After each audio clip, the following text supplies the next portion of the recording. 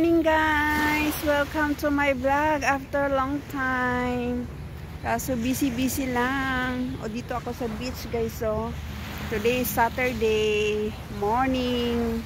May ano ngayon? 17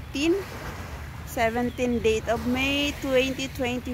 O dito ako sa beach guys. So, ayan, ang ganda ng beach. So, dito dumadaan yung eroplano kasi every 1 minute may dumadaan dito ng eroplano kasi malapit ako sa airport. So ayan lang guys, dito ang ganda ng view ho, tingnan niyo.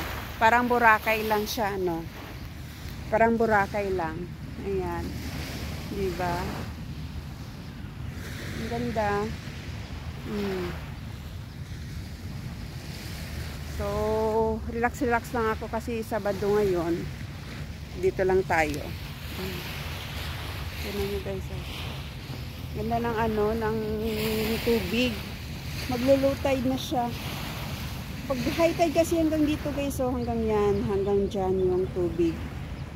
Pero ngayon ay low tide na siya. So, medyo malayo-layo na siya sa main area. Tignan nyo, ang ganda ng ng pagka sound ng tubig oh. Ayan. Yung aeroplano dito, ang ganda yan. Ayan. Dito dumadaan yung aeroplano guys. So ayan guys.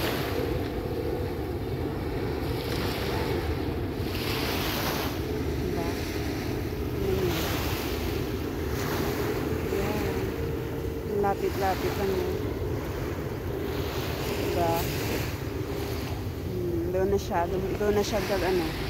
na siya dadaan sa kabila kasi magta-touchdown na siya. So ayan pa, may dalawa pang kasunod. Ayan o, yung dalawa. Ayan guys, yung dalawa na yan. Yan yung lapit-lapit. Ayan o, yung dalawa na yan. Aeroplano rin. So ganito, pag Saturday, relax muna tayo. Kaya magandang weather ngayon dahil sa 6:40 na ng umaga. 6:40 in the morning. Tingnan nyo ang view. Di ba maganda? So dito lang tayo sa beach pag Sabado. Pa-relax. Maganda kasi dito yung yung sunrise. Dito siya na area. Ayan dyan yung sunrise pag umaga. So dito yung area na yung daan ng mga bisikleta, yung tumatakbo, jogging, at saka relax din dito pag may time, upo ka lang. Next day nga dito kami. Ay, wala na yung yung sako kinuha na nila. Kasi na nakalagay na yung area. Hindi so.